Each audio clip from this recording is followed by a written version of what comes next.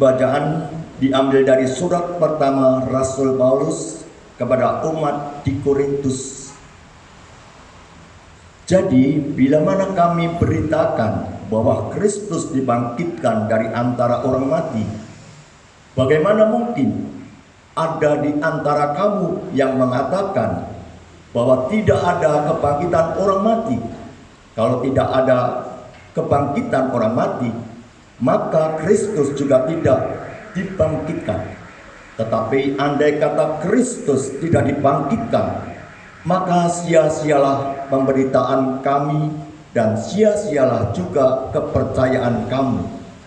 Lebih daripada itu, kami ternyata berdusta terhadap Allah. Karena tentang Dia kami katakan bahwa Ia telah membangkitkan Kristus, padahal Ia tidak membangkitkannya. Kalau andai kata benar bahwa orang mati tidak dibangkitkan, sebab itu jika benar orang mati tidak dibangkitkan, maka Kristus juga tidak dibangkitkan. Dan jika Kristus tidak dibangkitkan, maka sia-sialah kepercayaan kamu dan kamu masih hidup dalam dosamu. Demikianlah binasa juga orang-orang yang mati dalam Kristus.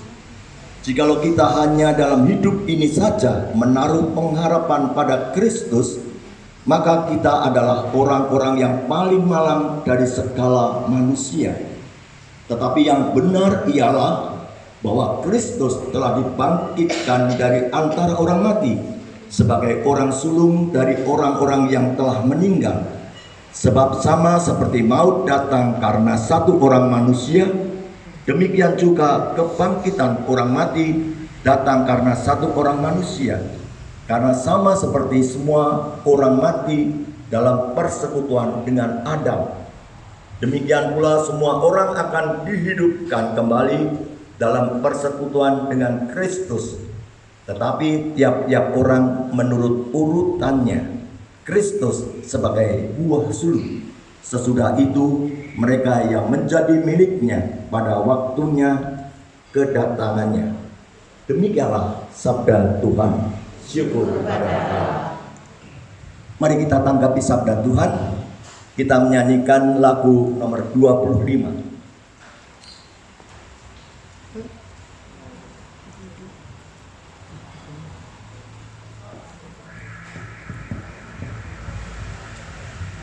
Lagu nomor 25 halaman 144. Ku siapkan hatiku Tuhan. Mari. Ku siapkan hatiku Tuhan untuk dengar firman-Mu saat ini. Ku sujud menyembah-Mu Tuhan dalam hadirat-Mu saat ini. Curahkan urapan-Mu Tuhan bagi jemaat-Mu saat ini. Ku siapkan hatiku Tuhan untuk dengar firman-Mu. Firman-Mu Tuhan, Dia tak berubah, dahulu sekarang selama-lamanya tiada berubah. Firman-Mu Tuhan, penolong hidupku. Ku siapkan hatiku Tuhan untuk dengar firman-Mu.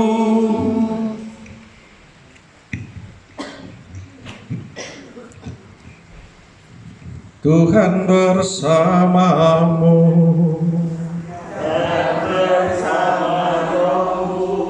Inilah Injil suci menurut Yohanes.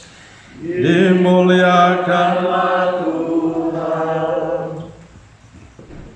Semua yang diberikan Bapa kepadaku akan datang kepadaku, dan barang siapa datang kepadaku, ia tidak akan kubuang. Sebab aku telah turun dari surga bukan untuk melakukan kehendakku, tetapi untuk melakukan kehendak Dia yang telah mengutus aku. Dan inilah kehendak Dia yang telah mengutus aku, yaitu supaya dari semua yang telah diberikannya kepadaku jangan ada yang hilang, tetapi supaya aku bangkitkan pada akhir zaman. Sebab inilah kehendak Bapakku, yaitu supaya setiap orang yang melihat Anak dan yang percaya kepadanya beroleh hidup yang kekal, dan supaya aku membangkitkannya pada akhir zaman. Demikianlah sabda Tuhan. Terpujilah Kristus. Bapak Ibu, saudara-saudari, para suster dan anak-anakku yang dikasihi Tuhan, selamat malam berkah dalam. Selamat malam berkah dalam. Sehat semua? Sehat. Sekarang lihat orang di samping lalu berilah senyum termanis. Nah, Senyum. sudah? Senyum. Kalau sudah nggak usah khotbah. Baik Bapak Ibu, saudara-saudari, keluarga dan anak-anakku yang dikasihi Tuhan. Kutipan Injil Yohanes yang kita dengarkan pada sore ini memberikan jaminan kepada kita semua sebagai orang yang percaya kepada Kristus, bahwa kalau kita mau datang kepada Yesus, kita akan mendapatkan kehidupan yang kekal. Amin. Itu jaminan yang diberikan oleh Tuhan kepada setiap orang yang percaya, tidak hanya percaya tapi mau datang kepada Yesus. Dan Dia mengatakan bahwa dalam Injil, dan barang siapa datang kepadaku, ia tidak akan kubuang. Dan pada kalimat terakhir Injil mengatakan supaya setiap orang yang melihat Anak dan percaya kepadanya beroleh hidup yang kekal. Jaminan inilah yang menguatkan kita sebagai orang beriman. Maka sebagai seorang beriman, kita perlu bersyukur bahwa hidup yang kita jalani selalu punya jaminan, selalu punya tempat yang sudah disediakan oleh Tuhan. Cuma pertanyaannya adalah, apakah hidup yang diberikan Tuhan itu sungguh menjadi hidup yang penuh berkat, sungguh menjadi hidup yang penuh arti ataukah tidak? Karena seringkali kemampuan kita terbatas dan nun sewu kadangkala kita merasa diri mampu, sehingga kita menjalani hidup sesuai dengan kemauan kita masing-masing. Sehingga janji yang disampaikan oleh Allah bahwa kalau orang itu setia datang padanya mendapatkan keselamatan, akhirnya tidak sampai ke tempat itu. Kalau bahasa timur mengatakan terlalu ngeyel. Jadi selama masih hidup, itu sebenarnya kesempatan bagi kita untuk meyakinkan diri kita bahwa Allah itu menawarkan kebaikan bagi kita. Allah menawarkan keselamatan kepada kita. Allah menawarkan kebahagiaan kepada kita. Tapi tawaran Allah itu tergantung pada jawaban kita, pada keinginan kita. Kalau kita ingin mendapatkan kebahagiaan kekal, maka jawaban kita adalah semakin percaya dan beriman kepada Yesus. Caranya adalah tekun dalam doa. Itu kunci orang beriman. Kalau orang mengatakan saya beriman tapi saya malas berdoa, itu bukan orang beriman. Tapi seringkali banyak orang Katolik itu beriman itu hanya 3 kesempatan. Saat baptis, saat menikah, dan masuk kubur. Saya dulu tugas lama di pedalaman Kalimantan. Kalau Paskah atau Natal penuh gereja saya, sampai tetangga-tetangga tuh bingung, kok hari Minggu kok orang ono, kok Natal Paskah kok sampai halaman rumah teman-teman kita yang Muslim itu dikapeling semua, digunakan oleh orang Katolik. Tapi setelah itu hilang, nggak tahu kemana. Mereka sembunyi di pedalaman kelapa sawit atau di hutan karet. Tapi kalau Paskah keluar lagi. Dan itu terjadi setiap kali. Dan kalau mau Rabu Abu misalnya, itu penuh gereja. Sama ya, di Solo juga begitu ya. Tidak jauh berbeda saja itu.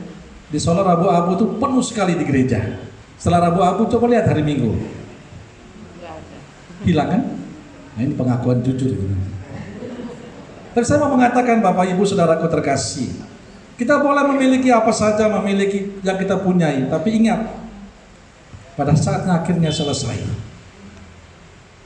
Yang perlu kita bangun terus-menerus sebagai orang beriman adalah setia dan tekun membangun relasi dengan Tuhan. Membangun relasi dengan Tuhan itu adalah memiliki waktu untuk Tuhan. Saya ingat betul pesan Maria La Salette kepada dua anak, Maximin dan Melanie, di Prancis, di Gunung La Salette. Pada zaman itu banyak orang yang tidak pernah lagi ke gereja. Banyak orang yang tidak pernah lagi berdoa. Mereka mengandalkan kemampuan mereka. Akibatnya apa? Semua usaha mereka habis. Tanaman kentang mereka juga tidak bisa lagi menghasilkan buah. Semua busuk. Lalu Maria menyampaikan pesan kepada Maximin dan Melanie. Sampaikan kepada orang banyak. Kalau ingin supaya tanamanmu subur, usahamu berhasil, kembalilah kepada Tuhan. Luangkanlah waktu untuk berdoa. Kalau Anda tidak punya waktu berdoa, doakanlah 1 kali Bapa Kami dan 1 kali Salam Maria setiap hari. Tapi kalau Anda punya waktu banyak, gunakanlah waktu lebih banyak untuk berdoa. Dan pesan itu disampaikan kepada masyarakat dan mereka akhirnya memulai. Buahnya adalah usaha mereka berjalan dengan baik. Dan mereka akhirnya diselamatkan dari kelaparan. Bagi saya pesan itu menjadi sangat menarik. Sederhana saja, meluangkan waktu sebentar untuk membangun komunikasi kita dengan Tuhan dalam doa-doa kita. Tuhan tidak butuh waktu dari pagi sampai malam, tapi Tuhan minta waktu sedikit saja dari kita untuk membangun komunikasi yang baik dengan Dia. Dan komunikasi itu sebagai dasar bagi kita untuk mendapatkan kehidupan kekal itu. Dan kalau kita punya relasi yang baik dengan Tuhan, maka itu akan berbuah dalam sikap hidup relasi kita dengan sesama yang lain. Maka Bapak Ibu Saudara dan Saudariku yang terkasih, saya cuma ingin berpesan untuk kita semua pada malam ini. Pada saat kita mengenang kepergian Bapak Stefanus Tejo, Injil mengatakan bahwa Tuhan tidak pernah akan menolak kita yang datang kepadanya. Tapi Tuhan punya harapan suatu saat nanti kita mengalami kehidupan kekal. Kalau Tuhan begitu terbuka hati untuk kita dan Dia menjanjikan kehidupan kekal, maka inilah kesempatan yang paling baik untuk kita semua untuk datang kepada Tuhan, membangun relasi dengan Tuhan, dan yakin suatu saat nanti kita akan mendapatkan tempat yang layak di surga. Saya percaya semua kita ingin masuk surga. Betul nggak Bapak Ibu? Lalu piye caranya masuk surga? Nah, itu jawaban masing-masing. Semua orang pasti ingin setelah kematian itu masuk surga. Dan kita semua akan mati. Yakinlah, tinggal tunggu waktu saja. Jangan pikir yang muda atau kenapa saya masih sehat, enggak. Kalau Tuhan mau itu segala sesuatu bisa. Saya ini adalah nyawa sambung. Kalau saya menyebut saya itu nyawa sambung Bapak Ibu. Mungkin teman-teman ada yang sebagian tahu, Bro Ari tahu, Kiki tahu, ini tahu. Saya itu kecelakaan mobil tanggal 19 Januari. Saya pagi-pagi dari Purwodadi, saya tugas di Purwodadi. Pagi-pagi pergi rapat di Semarang. Rapat para romo kepala paroki di Guntur. Setelah rapat saya mau ke Jogja. Lalu saya lewat Solo. Karena saya mau ganti mobil, karena mobil saya manual. Saya mau ganti mobil yang matic, karena ke Jogja itu saya hitung mulai lampu merah Alila sampai Janti itu ada 37 lampu merah. Saya hitung dulu, saya masih tugas di Klejo, saya hitung jalan itu. Maka saya berpikir kalau pakai manual akan lelah. Maka saya sampai dari Semarang tidak hujan, sampai pintu tol Kartosuro, maju sedikit, gelap, lalu kecepatan saya itu 100, lalu tiba-tiba tergelincir di aquaplaning istilahnya, ada genangan air, lalu mobil itu tiba-tiba oleng, tidak bisa kontrol, dia mutar, dia hantam tembok pembatas, dia mutar lagi, hantam lagi tembok pembatas, lalu berhenti. Dan anehnya saya keluar, lalu saya ngatur lalu lintas. Setelah itu polisi datang, ditanya, mana sopirnya? Saya bilang, saya. Ojo ngapusi, tenang iki aku sopirnya. Polisi sampai buka mobil, karena pintunya susah buka, didobrak oleh mereka. Saya mengatakan, saya sopirnya, enggak percaya. Lalu saya telepon pimpinan saya, dan pimpinan suruh saya mengutus. Mobil saya itu hancur, sampai airbagnya keluar, dua-duanya itu keluar semua. Saya bawa ke Nasmoko, juga pertanyaan orang Nasmoko, karena direct bawa ke sana. Di sana ditanya orang Nasmoko kepada yang sopirnya itu, apakah sopirnya masih hidup? Lalu yang sopir dan yang derek itu mengatakan, itu sopirnya.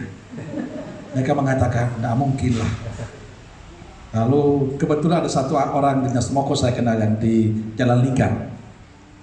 Dia mengatakan, itu pastor. Saya bersyukur karena dia mengatakan, dia Muslim bukan Katolik, tapi kenal baik dengan saya. Dia mengatakan, itu pastor. Mungkin karena pastor dia selamat. Saya mau mengatakan Bapak Ibu, bahwa kadang kita tidak pernah berpikir kapan kita dipanggil Tuhan. Tapi saya merasakan mujizat itu, bahwa kalau Tuhan belum menghendaki kita, Tuhan masih memberikan kesempatan untuk saya untuk melakukan sesuatu untuk banyak orang. Maka dulu saya membatalkan misa di Bro Ari. Saya tidak memberitahu bahwa saya kecelakaan sebenarnya, tapi saya mengatakan saya nggak enak badan saja sebenarnya. Padahal itu saya kecelakaan dan saya dilarang untuk pergi oleh dokter. Setelah saya ronsen, tidak ada satu pun yang terluka, tergores sedikit pun tidak. Maka dokter mengatakan, Romo, ojo ngapusi, tenang orang iki. Romo tadi kecelakaan. Karena pada saat yang bersamaan, setelah saya kecelakaan, di depan saya kecelakaan, langsung meninggal di tempat. Hanya jarak dengan saya sekitar 50 meter. Saya kecelakaan, berhenti saya, dia lewat, lalu kecelakaan. Mobil ras. Saya mau mengatakan bahwa kalau Tuhan itu belum mengizinkan kita, mau minta bagaimanapun, mau mengalami situasi bagaimanapun, kita akan sehat. Mungkin Tuhan minta saya untuk bertobat, supaya hidup lebih baik dan melayani umat lebih baik lagi. Apalagi umat saya di Purwodadi itu membutuhkan imamnya. Kalau di sini di Solo itu enak sekali Bapak Ibu. Penjenengan pernah mengalami jalan di Purwodadi? Sangat bagus. Saking bagusnya itu melelahkan. Dan umat saya itu jauh-jauh semua. Kalau saya mengunjungi mereka ada yang 1 jam, ada yang 30 menit dan melewati jalan-jalan yang berlubang. Tapi saya meyakini betul, kalau kita itu hidup punya relasi dengan Tuhan yang baik, Tuhan akan memberikan kesempatan untuk kita melakukan banyak hal. Tuhan punya cara tersendiri untuk setiap kehidupan kita. Kalau Tuhan mau, Tuhan pasti akan mengambil kita. Bukan hanya karena kecelakaan, bukan karena sakit. Orang hidup sehat pun juga kadang-kadang Tuhan menghendaki lain. Tapi yang paling penting bagi kita adalah selama masih ada kesempatan, jangan pernah lupa terus membangun relasi yang baik dengan Tuhan dalam doa-doa kita. Kalaupun panjenengan sibuk dan tidak punya waktu untuk berdoa, saya ingin ulangi pesan Maria Laslet. Berdoalah 1 kali Bapa Kami dan 1 kali Salam Maria setiap hari. Dan saya percaya kalau kita doa dengan iman, selalu ada berkat yang kita terima. Saudaraku yang terkasih, kita masih punya waktu untuk menjadi lebih baik. Dan Tuhan tidak pernah akan menolak kita.